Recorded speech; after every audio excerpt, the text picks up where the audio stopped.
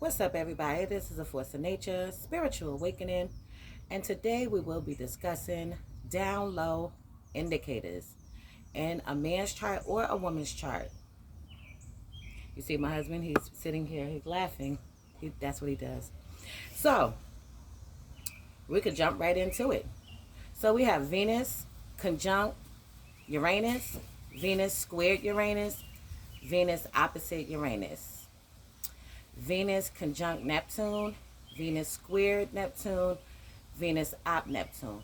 So even if you have Venus in a sector or a trine to Uranus, or a sector and trine to Neptune when it comes to the Venus, that can also be seen as an indicator. It's going to be more potent in the more difficult aspects.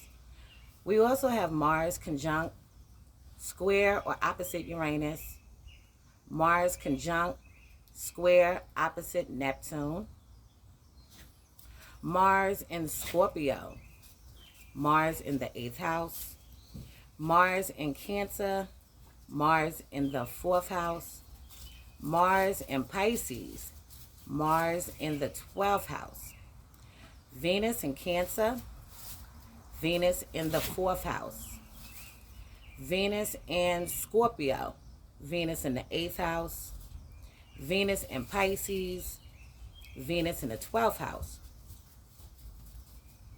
Also, we have Mars, Venus.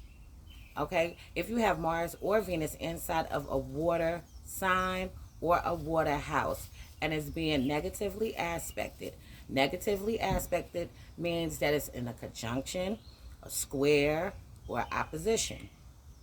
Okay.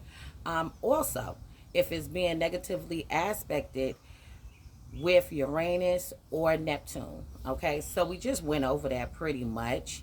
But if you have this in a water sign, for example, if you have Mars in Scorpio and it's Mars squared Neptune, but the Mars is in Scorpio, see what I'm saying? It would be like that. Okay, so that's a big indicator.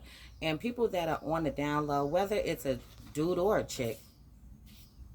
Okay, a Scorpio stellium. If anybody doesn't know what a stellium is when you have 3 or more planets in a sign or a house. Okay, and it becomes a major focus of yours. So anytime you have a planet enter into a sign or a house, it becomes a focus of yours. So if you have 3 or more, it becomes a major focus in your life. Scorpio stellium, 8th house stellium. Neptune or Uranus in the 5th house, the 7th house, or the 8th house. Okay, so Neptune in the 5th, Neptune in the 7th, Neptune in the 8th house. Uranus in the 5th house, Uranus in the 7th house, Uranus in the 8th house. Also, Scorpio, Aquarius, and Pisces risings. Okay,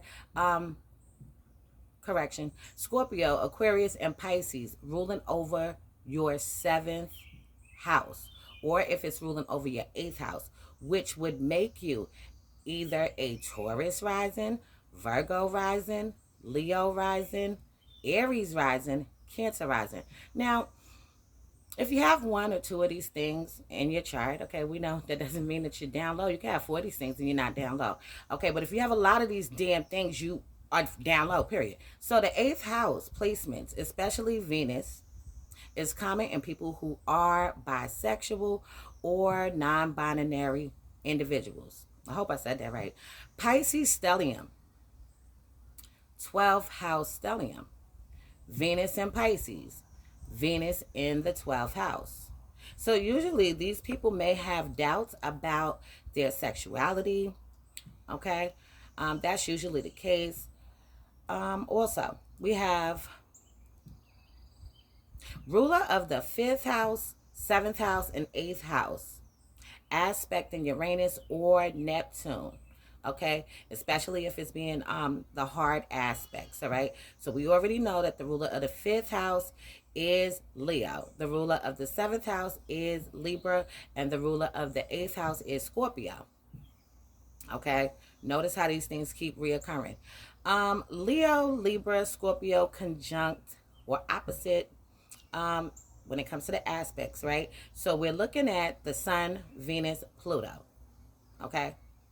Leo's ruled by the Sun, Libra's ruled by Venus, Scorpio's ruled by Pluto. If these are in a conjunction, a square, opposition to Uranus or Neptune, okay, these are indicators. Leo stellium, fifth house stellium. Chiron in the second house, Chiron in the eighth house.